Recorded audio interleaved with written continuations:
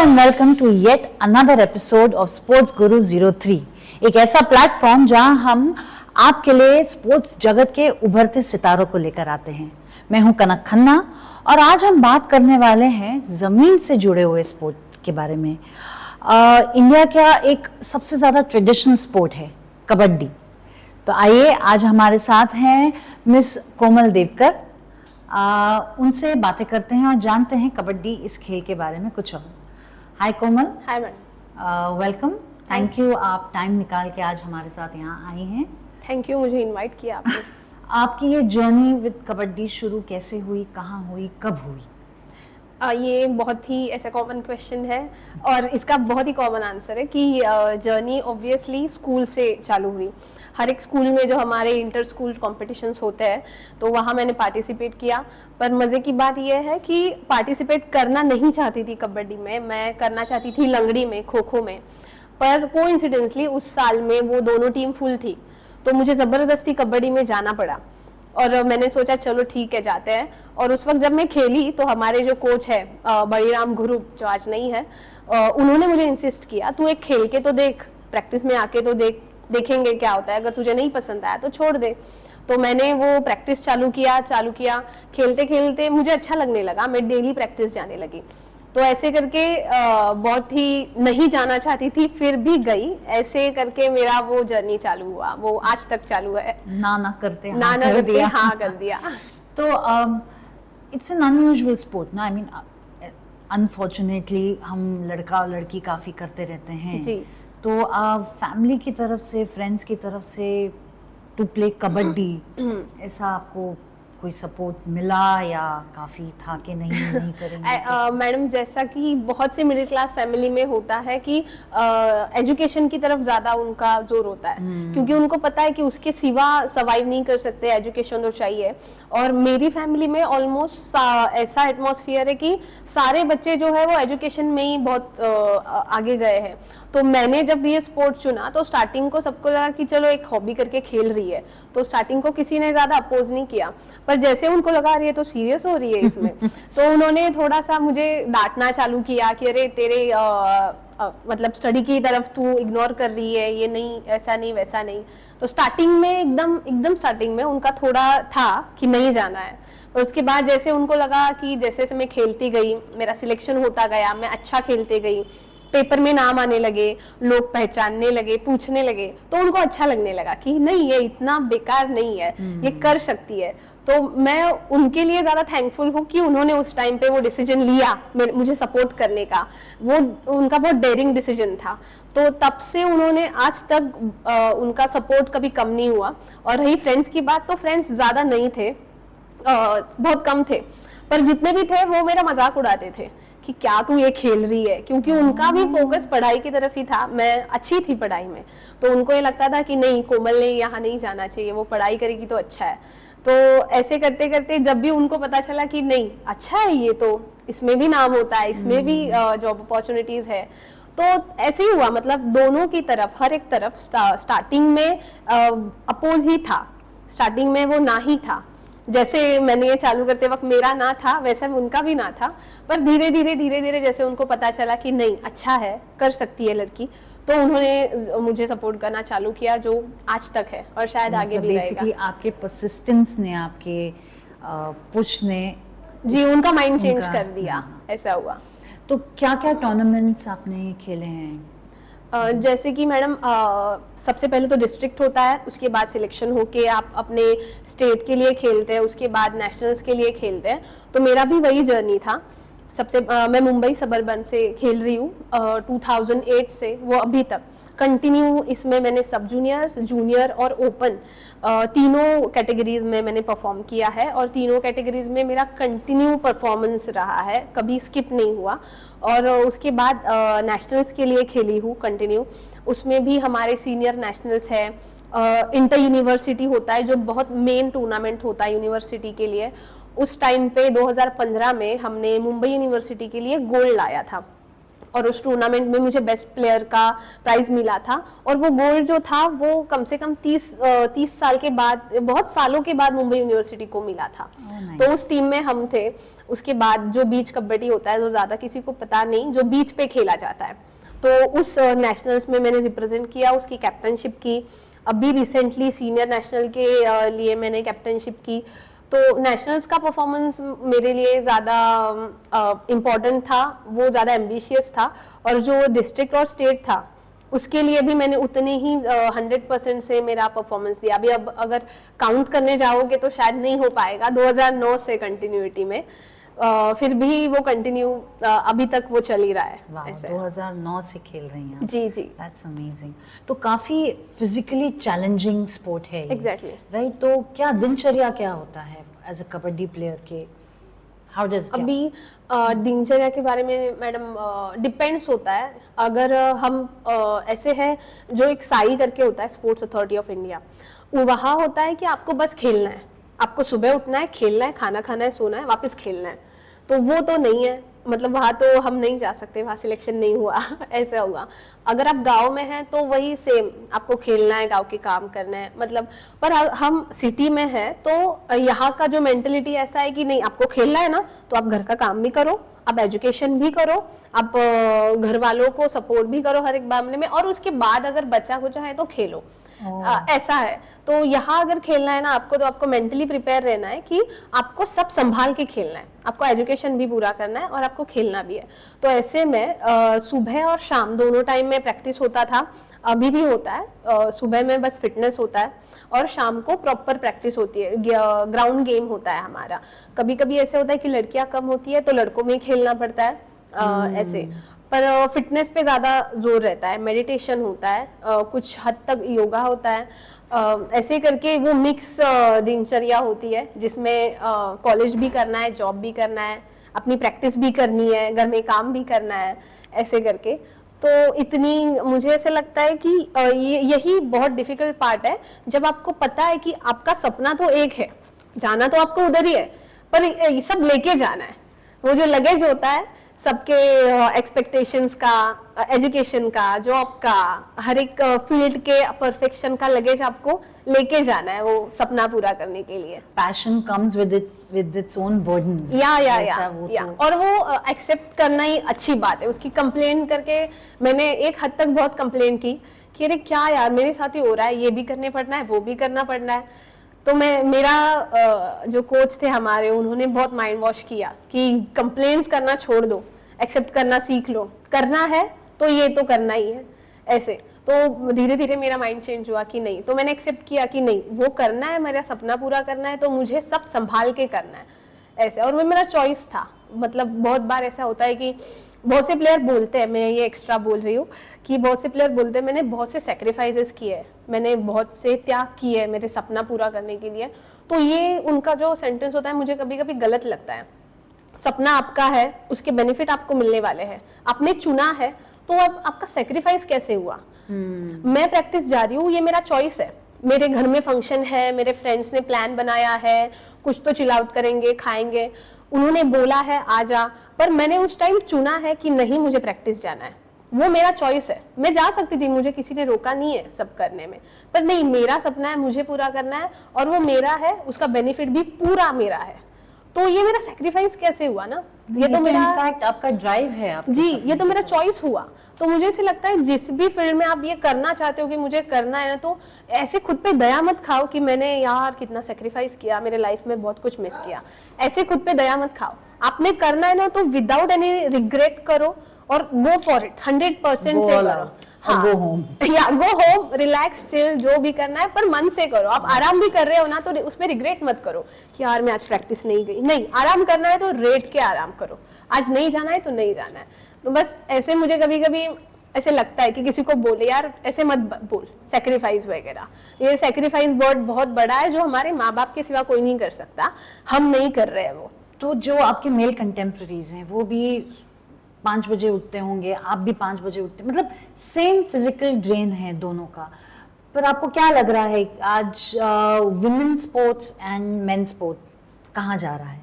Specially kabaddi से related? मुझे लगता है ये तो बहुत ही यूनिवर्सल प्रॉब्लम हो गया है और यूनिवर्सल क्वेश्चन हो गया है। अभी जबकि आप देखेंगे कि वुमेन्स का आईपीएल हुआ, वुमेन्स का वर्ल्ड कप हुआ क्रिकेट का, और अभी अभी हम जानने लगे हैं क्रिकेट में स्मृति मंधाना कौन है, हरप्रीत कौर कौन है, अभी अभी हम जानने लगे उनको।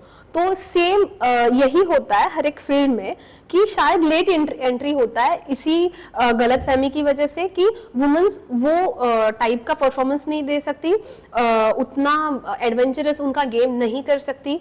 पर मुझे लगता है ये बहुत गलत बात है, बहुत गलत बात है। शायद मुझे ऐसे लगता है कि फिजिक को आप अगर देखो तो ऑब्वियसली उसमें थोड़ा ऊपर नीचे आपको दिखाई देगा। ट्रेनिंग तो सेम इंटेंसिटी ट्रेनिंग तो से सेम कर होती रहे है हैं ना। जी जी, ट्रेनिंग तो सेम होती है। मैं वही बोल रही हूँ कि फिजिक पे मत जाओ, हाइट पे, बॉडी पे, या wow what a baby face, what a nice hair, इस पे मत जाओ आप। ओके, उनको बाबी मत बनाओ। वो अगर खेल रही है ना, तो इतने साल से खेल रही है, तो उनमें वो है, वो स्पार्क है, उतनी ट्रेनिंग कर रही है, तो वो भी उस लेवल का परफॉर्मेंस दे सकती है। मुझे बस ये कहना है कि आप प्लेटफॉर्म देने में देरी मत करो। ऐसे लग रहा है मुझे कि जैसे कि अभी ये अलग क्वेश्चन है, पर गवर्नमेंट लेडीज एम्पावरमेंट पे बहुत पैसा खर्च कर रही है कि वो भी आगे आए, बहुत सी योजनाएं बना रही है, इतना करोड़ों पैसा खर्च कर रही है। अगर वो पैसा यहाँ डाइवर्ट कर ले कि जो लेडीज स्पोर्ट्समैन है उनके लिए कुछ प्लेटफॉर्म बनाए, तो मुझे ऐसा लगता है ऑटोमेटिकली वो सोसाइटी को भी अप करेगा, ऑटोमेटिकली वो ऐसे एरियाज को भी उनका माइंड डाइवर्ट कर लेगा कि नहीं, लड़कियां अगर यहाँ जा रही है तो मेरी घर में जो बच्ची बैठी है वो क्यों नहीं जा सकती उधर। वो दिखेगा तो बिकेगा।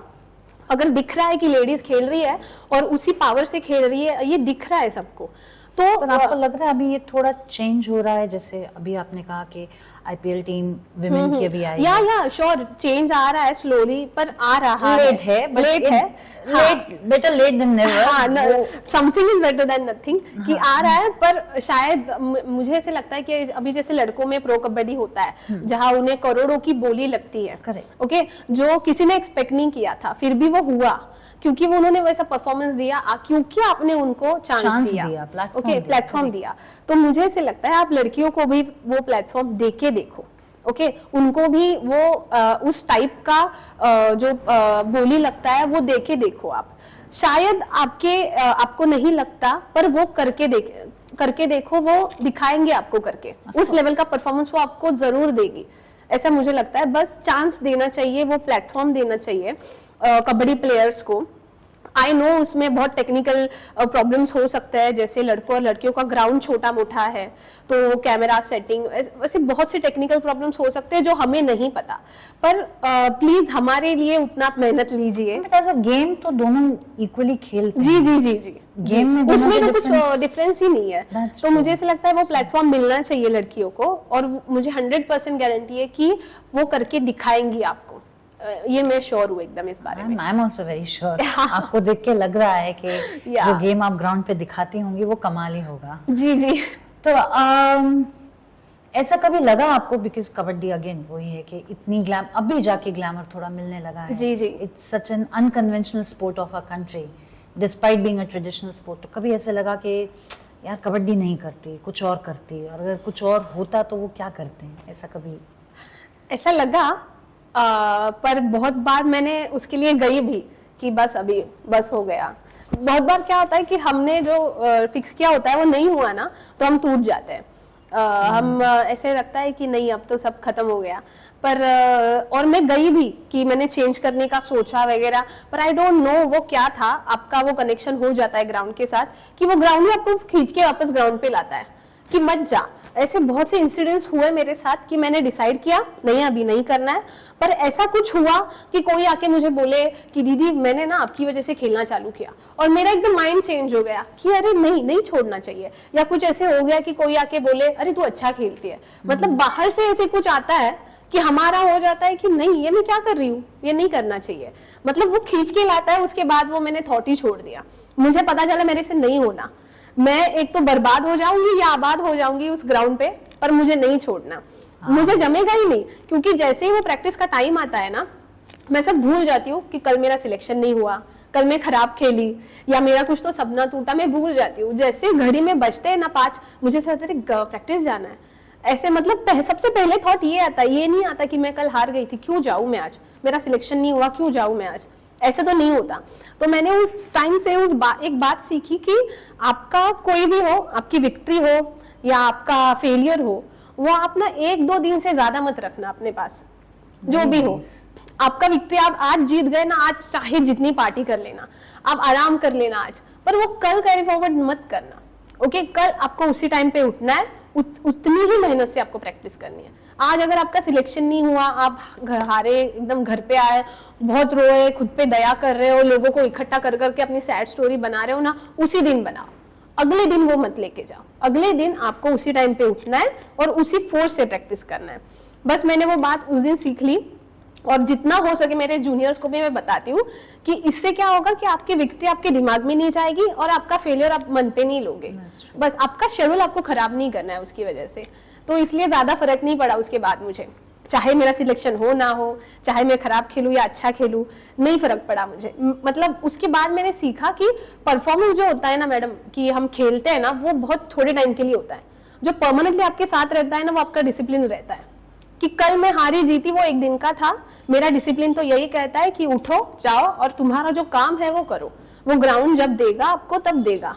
बस वो तो मेरा वो थॉट ही हो गया उसके बाद, तो मैंने छोड़ दिया। So inspiring. मेरा नेक्स्ट सवाल होने वाला था कि आप कुछ इंस्पायरिंग चीजें कहिए अपकमिंग प्लेयर्स के लिए, लेकिन आपका पूरा interview he, everything is so inspiring. But inspiration की बात करें तो अभी आप करंटली खेल रही हैं जी। तो एक फ्यूचर प्लान होता है कि जी। कल को जाके मुझे ये करना है, ऐसे तो क्या सोचती हैं आप, क्या करना चाहेंगे आगे? आई एम सॉरी, पर इसके बारे में ना मेरे थॉट्स बहुत ओल्ड है कि मुझे ऐसे लगता है कि बताओ मत, नजर लग जाती है। हाँ, बट एक थोड़ा इंस्पिरेशन रहता है ना कि यार कबड्डी को लेके मैं ऐसा फ्यूचर एक देखती हूँ कि जैसे कुछ हमारे पास आए हैं, उन्होंने कहा है कि हम एकेडमी चालू करना चाहते हैं या बच्चों को कोच करना चाहते हैं। You are still playing, you are quite young for that, but एक थोड़ा जिस्ट के यार कबड्डी को देख के मैं ये सोचती हूँ। नहीं, इसके बारे में मैंने सोचा है, आपने पूछा इसलिए मुझे याद आ गया मेरा वो एम, वो जो मैं साथ लेके चलती हूँ। मतलब ये जो होता है ना कि मुझे इंटरनेशनल खेलना है, मुझे अवार्ड्स लेना है, ये तो बहुत मटेरियलिस्टिक हुआ कि वो मेरा हुआ, बस मेरे फायदे का। पर मेरा जो एम है ना मैडम, वो यही है कि मैं बहुत से प्लेयर को देखती हूँ जो लेते हैं, बहुत लेते हैं ग्राउंड से, नाम लेते हैं, इज्जत लेते हैं, पैसा लेते हैं, जॉब लेते हैं, उसके बाद गायब हो जाते हैं, मतलब देना भूल जाते हैं।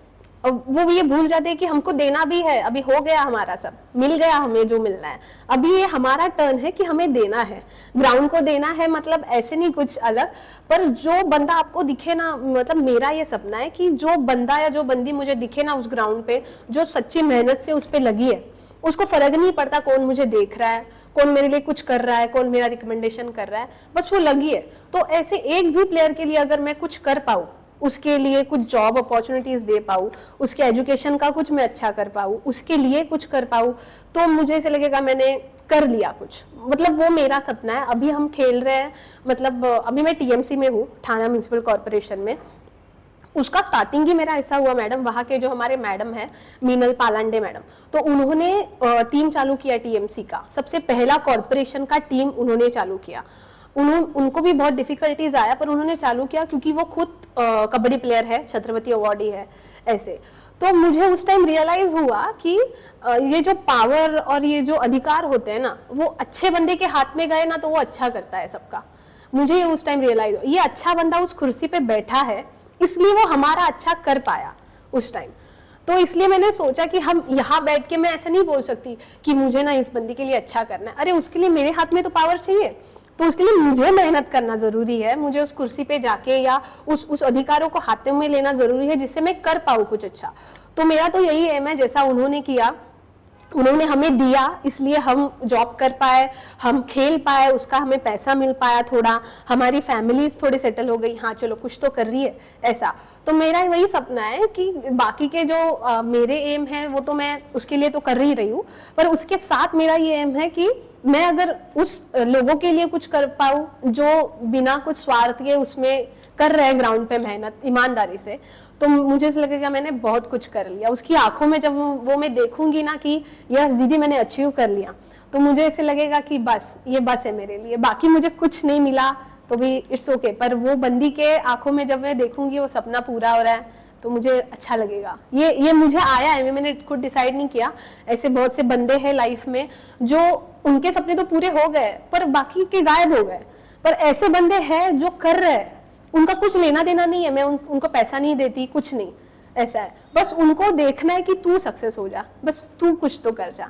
ये उनसे मुझे मिला है जो मैं चाहती हूँ कि मैं भी किसी को दूं। हाँ, बस यही मेरा सपना है कि मैं देना भी चाहती हूँ। मैंने लिया, बहुत लिया, अभी मुझे ऐसा लगता है एक टर्न आएगा, जब मेरा टर्न आएगा देना तो मैं जरूर उसके लिए ट्राई करूंगी। और कबड्डी को लेके आपका कोई मेमोरेबल मैच जिसके बारे में आप कुछ कहना चाहें कि मैच के दौरान ये हुआ, some fun, some very interesting, ऐसा कोई? ओके, ऐसे तो मुझे ऐसे लगता है इतना एकदम बोलते हैं ना कि जो मरते वक्त भी याद आए, वो उतना मेमोरेबल मोमेंट नहीं है कि अभी तक ऐसा तो हुआ नहीं कि जो अरे याद आया, अरे हाँ ये शायद वो आएगा, जरूर आएगा। पर जो ऐसे छोटे छोटे मोमेंट्स हम बोलते हैं ना कि अरे हाँ सोच के अच्छा लगता है, फील अच्छा होता है, ऐसे छोटे छोटे मोमेंट्स बहुत हुए। जैसे कि हम खेल रहे थे एक गांव में फार्मर्स होते हैं, हमें पता होता है उनकी कैपेसिटी नहीं है कुछ ज्यादा देने की फाइनेंशियली, तो एक सर जी थे, उन्होंने आके, हम जीत गए, फाइनल मारा उधर, उन्होंने आके मुझे 500 रुपए दिए। वो नोट आज भी है मेरे पास, अभी वैसी की वैसी है। अच्छा हुआ वो नोटबंदी के बाद दिए उन्होंने तो वो नोट आज भी है मेरे पास। मुझे इतना सरप्राइज हुआ कि अरे मतलब उनको देखा तो ऐसे लग रहा था कि ये 500 रुपए बड़ी बात है इनके लिए, फिर भी उन्होंने मुझे वो दिए। मैं नहीं बोल रही थी, फिर भी हमारे कोच ने बोला ले ले, आशीर्वाद समझ के ले ले। मैंने ले लिए और उन्होंने मुझे कहा कि मैं भी कबड्डी खेलता था मेरे टाइम पे, पर आज तुझे देखा ना मुझे बहुत अच्छा लगा, मतलब ऐसा गेम में देख के ना अच्छा लगा मुझे, तू खेलती रहे बस। मुझे इतना अच्छा लगा कि अरे 500 रुपए बहुत बड़ी बात होती है और ये आदमी ने मुझे खुशी खुशी दे दी क्योंकि मैं अच्छा खेली। तो कितनी बड़ी बात है, हम इस ग्राउंड पे खेल के ऐसे इंसान जोड़ रहे हैं जिन्हें हमसे कुछ नहीं चाहिए, बस तू अच्छा खेल। मैं बहुत खुश हुई उस टाइम। ऐसे बहुत से छोटे छोटे मूवमेंट्स है कि कोई बच्ची आके बोलती है कि दीदी मैंने ना आपकी वजह से खेलना चालू किया, तो मेरे लिए वो मोमेंट होता है कि अरे यार ये तो बहुत हो गया मेरे लिए, मैं डिजर्व ही नहीं करती और मुझे मिल रहा है, ऐसे लगता है कभी कभी।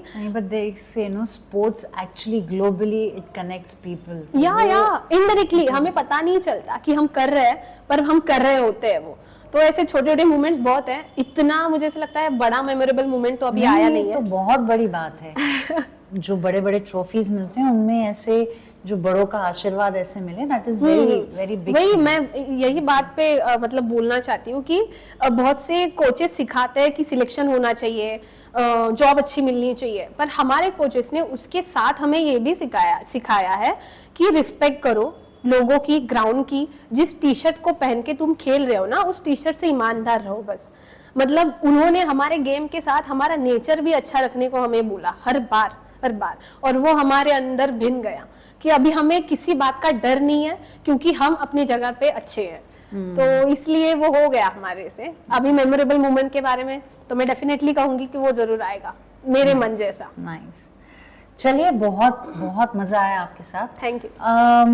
एक रैपिड फायर राउंड खेलते हैं, Sure. जिसमें I try and ask you some questions जिसका आपको कुछ सोचना नहीं है, बस जी जवाब दे देना है। ओह गॉड। नहीं, आप काफी अच्छा कर रही हैं वैसे भी। थैंक्स। अगर आप कबड्डी नहीं खेल रही होती तो कौन सा स्पोर्ट खेलती? कोई नहीं। अच्छा, और अगर कबड्डी के अलावा आपका फेवरेट स्पोर्ट देखने के लिए कौन सा है? कोई नहीं। कोई नहीं कबड्डी के अलावा? कोई हाई फाइव। कोई इंस्पिरेशनल सॉन्ग जो आप टूर्नामेंट जाने से पहले जो आपको इंस्पायर करता हो, अगर ऐसा कोई है? Hanuman Chalisa. Oh very nice. और कोई बॉलीवुड स्पोर्ट्स फिल्म जो आपको बहुत इंस्पायर करती हो? हॉलीवुड, बॉलीवुड? भाग मिल्खा भाग। भाग मिल्खा भाग। भाग मिल्खा भाग, वेरी नाइस। वो बस भागने को ही बोल रहे हैं, रुकने को नहीं बोल रहे हैं, इसलिए अच्छा लगता है। बस यही था, you did pretty well. Thank you, Thank you madam. so Thank you much. so much. जाने से पहले क्लोजिंग स्टेटमेंट कोई इंस्पायरिंग कुछ और आप यंग जनरेशन, आप भी यंग ही हैं, लेकिन कुछ थैंक्स। कमिंग अप पीपल को कुछ कहना चाहें, पेरेंट्स को, स्पोर्ट्स से रिलेटेड कुछ भी? अभी तो बहुत से ऐसे सोर्सेस हैं जिसमें सब अवेलेबल है, इंटरनेट है, कोचेस है, फिजियोथेरेपिस्ट है, डॉक्टर्स है। मतलब अभी के जनरेशन के लिए सब ऐसे चुटकी में अवेलेबल है, उन्होंने कहा उनको मिल गया। पर मैं कहूँगी ये जो चीज़ें हैं जो मटेरियलिस्टिक है, उसके अलावा आप अपना नेचर बिल्ड कीजिए, वो ग्राउंड को रिस्पेक्ट दीजिए, अपने सीनियर्स को, अपने कोचेस को, अपने पेरेंट्स को रिस्पेक्ट दीजिए। ये वो बातें हैं जो कभी वेस्ट नहीं जाती, वो आपके पास वापस आती है और ऐसी टाइम पे आएंगी जब आप बिल्कुल एक्सपेक्ट नहीं करोगे। तो इसके साथ अपना नेचर भी बिल्ड कीजिए, क्योंकि जो मैंने बात नोटिस की है कि जो एस्केलेटर होता है ना, वो ऑटोमेटिक स्टेयर्स वाला, उसमें का जो स्टार्टिंग का पार्ट और लास्ट का पार्ट होता है ना, वो बहुत डिफिकल्ट होता है। बीच में हम ऑटोमेटिक ऊपर जा रहे होते हैं। सेम है स्पोर्ट्स का, आपके स्टार्टिंग का और आपका लास्ट का जो पार्ट है ना, वो बहुत इंपॉर्टेंट है। उसमें आपको बहुत ही अपना नेचर अच्छा रखना है। बीच में का जो सफर है ना, वो आपका निकल जाएगा, आपका बहुत अच्छा निकल जाएगा। पर जब आप उतर रहे होंगे ना लास्ट को, तब आपको आपका नेचर ही काम आएगा, आपका गेम नहीं, आपका नेचर ही काम आएगा। जब आप 10-20 साल बाद वो ग्राउंड पे वापस आओगे ना, तो लोग आपका गेम नहीं देखेंगे, आपके नेचर की वजह से आपको याद करेंगे कि ये बंदी ना, ये अच्छी थी, गेम तो अच्छा ही था पर ये बंदी भी बहुत अच्छी थी। तो इसलिए अपना नेचर अच्छा रखिए, दिखावा कम कीजिए। जो भी होता है ना कि रील्स वगैरह बनाने में बहुत बिजी होता है कि करना तो कुछ नहीं है, बस दिखना है अच्छा, तो उसमें अपना टाइम वेस्ट मत कीजिए। आप अपनी प्रैक्टिस अपने तक ही रखिए, उसका दिखावा मत कीजिए। जो भी आपको तहलका मचाना है वो ग्राउंड पे मचाइए। आपके वीडियोस दूसरे बनाएंगे तो अच्छा है, खुद मत बनाना। इसलिए खुद पे ध्यान दो, अपने ग्रोथ पे ध्यान दो और सबकी रिस्पेक्ट करो। ये बहुत अनोखी बात कही आपने। It was my pleasure interviewing you. Thank you so much for being here. Thank you so much, madam. All the best. Thank you, madam. Thank you. Nice to meet you. Same here. Thank you so much. ये था हमारा आज का episode. Hope आप लोगों को उतना ही मजा आया होगा जितना मुझे ये कंडक्ट करने में मजा आया है। तो लाइक, शेयर और सब्सक्राइब करना ना भूलें। Thank you.